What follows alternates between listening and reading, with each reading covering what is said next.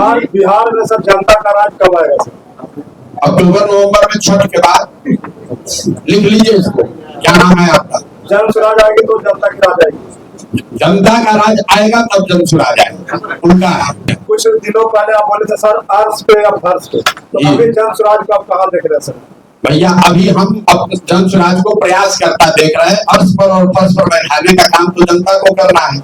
हम उन नेताओं में से नहीं है जो कहेगा भैया हम 200 सीट जीत रहे हैं। अगर जन स्वराज से कोई गलत व्यक्ति टिकट पा जाए तो मैं हाथ जोड़कर आपको अपील कर रहा हूँ, उसको चुनाव मत जिताइएगा, उसको वोट मत दीजिएगा। हाथ उठाकर मीडिया के सामने बिना किसी से डरे हुए चिल्ला कर कह रहे हैं इस बार लालू नीतीश मोदी नहीं चाहिए। अब हम लोग को बिहार में जनता का राज चाहिए। हम अपने लिए रोजगार नहीं ढूंढ रहे, हम अपने लिए ठीका पैसा नहीं ढूंढ रहे। हम लोग ये चाहते हैं कि बिहार का गरीब से गरीब लड़का भी कुछ ऊंचाई पर पहुंचे। इसकी लड़ाई है। पिछले 25-30 वर्ष में शायद पहली बार बिल्कुल त्रिकोणीय मुकाबला होने जा रहा है। और आप सभी पत्रकार बंधुओं का यहाँ समय निकाल कर आने के लिए बहुत बहुत शुक्रिया, धन्यवाद। जैसा कि अध्यक्ष महोदय बता रहे थे, आज गया में हम लोग आए हैं। सर बिहार में सर जनता का राज कब आएगा सर? अक्टूबर नवंबर में छठ के बाद। लिख लीजिए इसको। क्या नाम है आपका? जन स्वराज आएगी तो जनता की राज आएगी। जनता का राज आएगा तब जन स्वराज आएगा, उल्टा है। अगर लोगों को लालू नीतीश मोदी से छुटकारा चाहिए तो लोगों को अपने बच्चों के लिए, अपने बच्चों के शिक्षा रोजगार के लिए वोट देना है।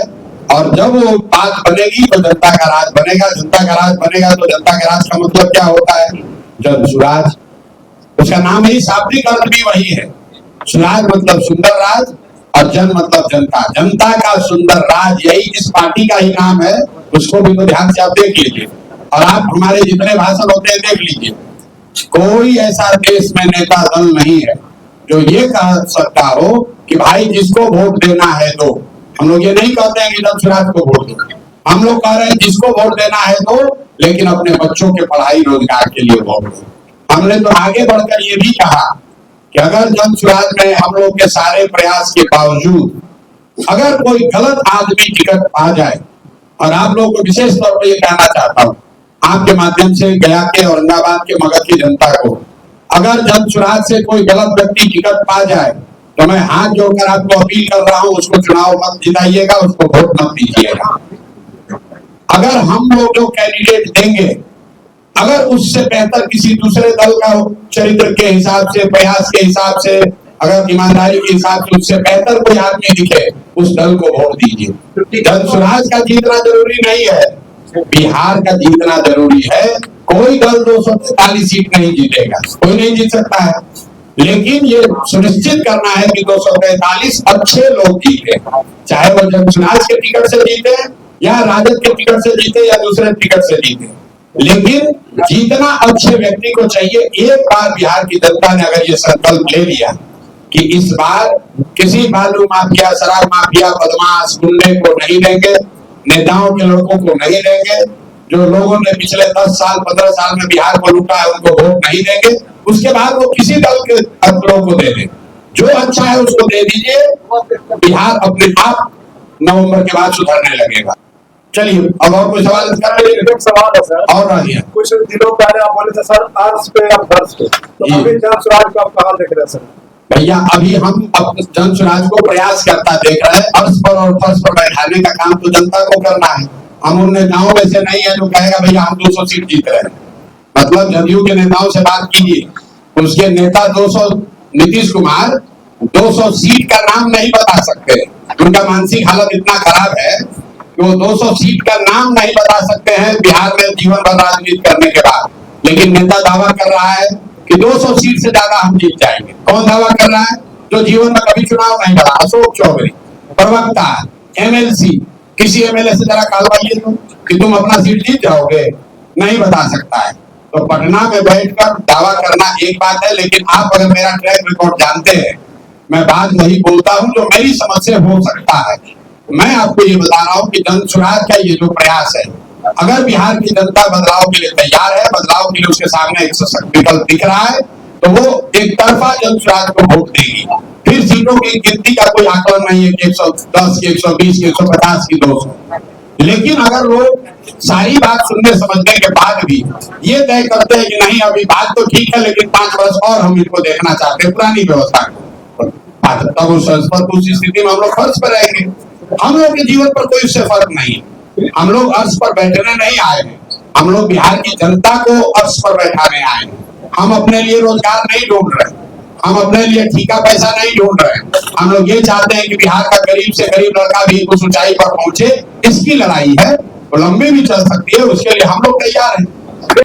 मीडिया के सामने खुलेआम पूछते हैं भाई बताओ किसको वोट दोगे, नाम लेकर, दूसरा कोई नहीं करता है, हम करते हैं। भाई नीतीश चाहिए तो नीतीश के लिए हाथ उठाओ, लालू जी चाहिए लालू जी के लिए हाथ उठाओ, मोदी जी चाहिए मोदी के लिए हाथ उठाओ। और जितने लोगों ने आप में जिसने भी मेरी सभा कवर की है, आप देख रहे हैं कि हम तो कहते हैं बदलाव के लिए 60%, लेकिन सभा में आने वाले 80% से ज्यादा लोग हाथ उठाकर मीडिया के सामने बिना किसी से डरे हुए चिल्ला कर कह रहे हैं इस बार लालू नीतीश मोदी नहीं चाहिए, अब हम लोग को बिहार में जनता का राज चाहिए, अपने बच्चों के लिए शिक्षा और रोजगार चाहिए।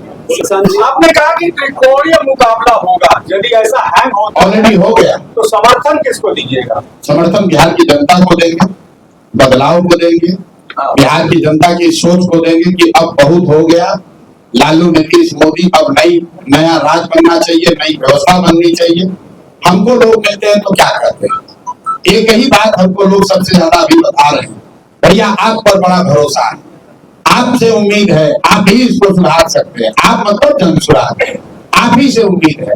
हम लोग उस उम्मीद के साथ दगाबाजी नहीं कर सकते हैं, चाहे 5 वर्ष लगे 10 वर्ष लगे। अगर जनता को 10 वर्ष लगेगा तो 10 वर्ष इतना ही पसीना बहाएंगे, इतनी ही मेहनत करेंगे। बिहार को सुधारने का जो संकल्प है उससे एक कदम पीछे नहीं होंगे, चाहे उसमें जितना समय लग जाए।